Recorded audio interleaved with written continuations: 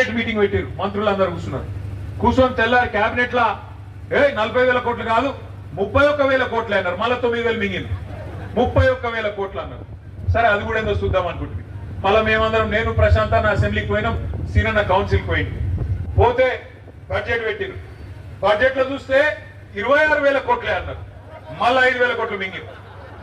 ఏడవైనరబై ఇవన్నీ అనుకుంటే మళ్ళీ తెల్లారో మర్నాడో ఆయన నెలకో 2 నెలలకో ఆ ఉప ముఖ్యమంత్రి గారు చెప్తున్నాడు, బ్యాంక్ వాళ్ళతో మాట్లాడుకుంటే ఇంగ్లీష్ లో చెప్తున్నాడు, మనము పైసలు వేసినాము కానీ మొత్తం అందలేదు అన్నాడు. ఎంత వేసినామని చెప్పిండు ఎరికేనా? 12,000 కోట్లు. కథ మొదలైంది 50,000 కోట్ల కాడ, కథ ముగిసింది 12,000 కోట్ల కాడ. అంటే మరి 38,000 కోట్లు ఏడవైనాయి, ఎక్కడికి పోతున్నాయి? ఎటు? ఇది పక్కా మాట. టకీ టకీ మనం పడుతున్నాయి అన్నాడు. పడుతున్నాయి టకీ టకీమని, టకీ టకీమని. ఒక రాహుల్ గాంధీ ఖాతాలో మాత్రం జోరుదారు పడుతున్నాయి. టకీ టకీ మన మూటలు మాత్రం ఢిల్లీకి పోతున్నాయి. ఒక మా ఆడబిడ్డలు ఉన్నారు కాడ, అమ్మా తులం బంగారం వచ్చిందా? 2,500 వచ్చిందా? మళ్ళా ఓటేద్దామా కాంగ్రెస్ కు? ఎత్తిరి కదా ఎల్లారెడ్లే. మరి ఈ మంచోని ఒడగొట్టుకుంటారు, ఆయన తెచ్చుకుంటారు. నేనేమంటున్నా అంటే ఒక్క మాట మీరు యాద పెట్టుకోండి.